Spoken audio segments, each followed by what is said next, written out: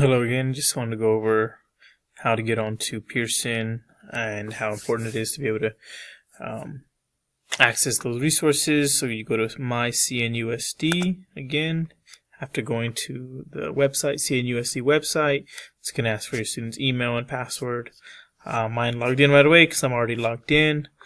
Again, if you look down here to the left, mine says teacher resources, but yours would say pre-K through 5.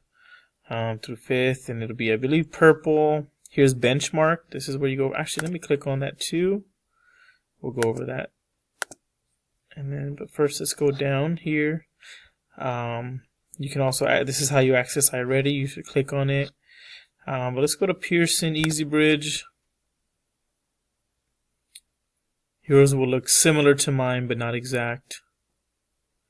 And, you have all these options. You can either click on Envision 2.0 Common Core Grade, or you can go down here to the right hand corner, bottom right hand corner, hit Pearson Realize.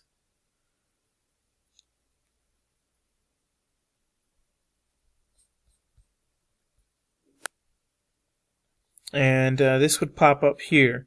You will go under Classes, and when you click Classes, it'll give you the assignments that I have assigned. So as you can see, this another look video that I sent last night, only 3 of 24 completed it, 7 of 24. So it does show me what's being done, and it's very important. I'm being graceful right now because we're just learning the system, and I'm making sure all my students have access to it. But then you would just click on it, whichever one. Mine won't show me what it is, but it'll show me as a teacher view. But yours, you'll click on it and it'll pop up, and you can click on the that quick check or that video that I assigned. If when you click on benchmark, because I did earlier, yours might look like this, or it might look like an app, like different apps. They'll have they'll click on the assignments here, and it'll have a bubble here with whatever assignments that they are required to do. And as you can see, it shows me every assignment that I've given. Today I gave one today just in class, because we had our laptops today, and it shows me who was on it. But just to show you really quick what you do, yours will come up with something similar to this here, with this little book. Click on that book, and then it'll show right here. You click on it and it should pop up. Now, if for some reason you click on this and you see like a loading sign, it's not coming up, you need to come up here to look at your taskbar. There should be a sign, or maybe even at the bottom here, that says something about a pop-up blocker. You need to allow it for benchmark. So a lot of times it'll pop up and you just click allow pop-up or something of that sort. So make sure your pop-up blocker is allowing you to access these resources. So here again, you click on that, it will pop up, and if it does not, you'll see it kind of loading.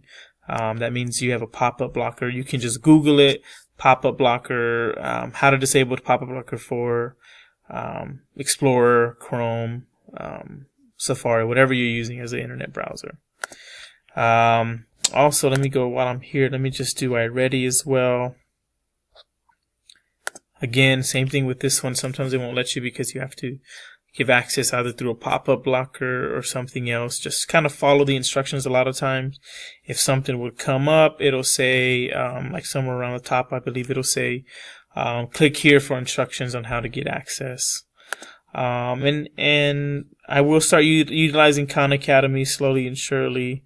There's a lot of really good resources here too that the kids can do. I'm gonna do a code.org as well if you guys want to have fun with that before. It's really cool. It's a fun, simple way so the kids can start learning coding, computer coding, if they're into that thing, into those kinds of things. So, alright guys, thanks so much again for taking the time to watch this video. If you have any questions, please email me, message me on Class Dojo. Have a wonderful, wonderful day. Thank you.